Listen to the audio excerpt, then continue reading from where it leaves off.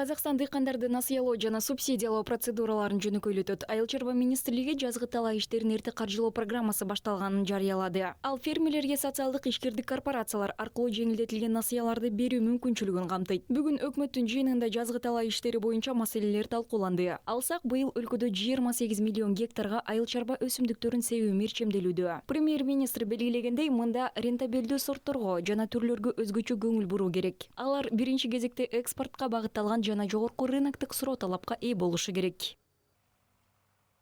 Быйыл эгинчилик саласын каржыландыруу көлөмү Үстүбүздөгү жылы талаа иштерин каржылоо көлөмү 700 миллиард теңгеге чейин көбөйгөн. Лизингдик кызмат көрсөтүүлөргө каражаттын көлөмү 200 миллиард теңгеге чейин көбөйтүлдү. Буга чейин 400 миң тоннадан ашык жеңилдетилген дизель майы бөлүнгөн. Ошентип мамлекет себүү иштерин ийгиликтүү жүргүзүү үчүн бардык зарыл чараларды көрдү. Алардын натыйжалуу жана уюшкандыкта аткарылышын камсыз кылуу маанилүү. Айыл чарба министрлиги жеңилдетилген насыялоону дыйкандарды натыйжалуу колдоого гана багыттоосу керек. Әрі жауапкершілігі жоғары дыйкандарды колдоого гана берүү керек.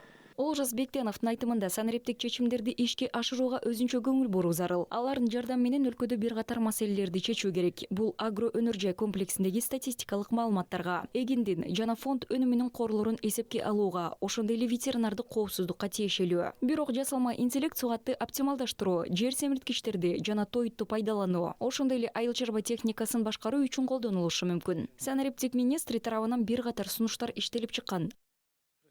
Реализация этих проектов запланирована на 2025-2026. Бул долбоорлорду ишке ашыруу 2025-2026 жылдарга пландаштырылган. Кийинки слайдта айыл чарбасы үчүн жасалма интеллект жардамчысынын келечегин көрө аласыздар. Бул жардамчы мамлекеттик колдоо чаралары, субсидиялар, арыздарды берүү мөөнөттөрү жана керектүү документтер жөнүндө актуалдуу маалыматтарды берет. Чат-бот Казакстандын айыл чарба министрлигинин расмий маалыматтарына негизделип, дыйкандарга тез арада керектүү жоопторду алууга шарт түзөт.